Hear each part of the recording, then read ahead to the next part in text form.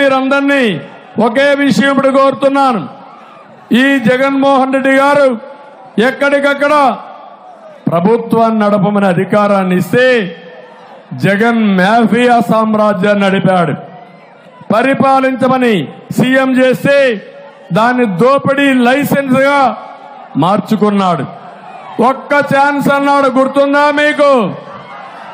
అందరి తల మీద చెయ్యి పెట్టాడు, బుగ్గలు నిమిరాడు, ముద్దులు పెట్టాడు. ముఖ్యమంత్రి అయిన తర్వాత పిడి గుద్దులు గుర్తునే ఉన్నాడు. అవునా కాదా? అన్ని వ్యవస్థలు నిర్వీర్యం చేశాడు. ల్యాండ్, శాండ్, వైను, మైను, కబ్జాలు దేశంలోనే ఎక్కడా లేని విధంగా జరుగుతున్నాయి.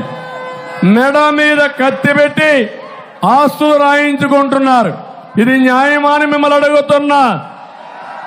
ఇంకొక పక్క మీరు ఒకసారి చూస్తే ఈ ముఖ్యమంత్రికి అన్నం తినడం ఎప్పుడో మానేశాడు. జగన్కి అల్పాహారం ఇసుక, మధ్యాహ్న భోజనం మద్యం, అదే మారిగా మైన్స్ వచ్చి రాత్రి డిన్నర్ ఇతనికి. ఈ విధంగా అలవాటు అయిపోతే ఇంకేమవుతుందో మీరే ఒక్కసారి ఆలోచించుకోండి. మొత్తం సహజ వనరులన్నీ కూడా దోచేశాడు. తమిళలో ఇంకొక విషయం చెప్పాలి. మీ దగ్గర పట్టాదారు పాస్ పుస్తకాలు ఉన్నాయా? దాని మీద ఎవరి ఫోటో ఉంది? ఎవరి ఫోటో ఉంది?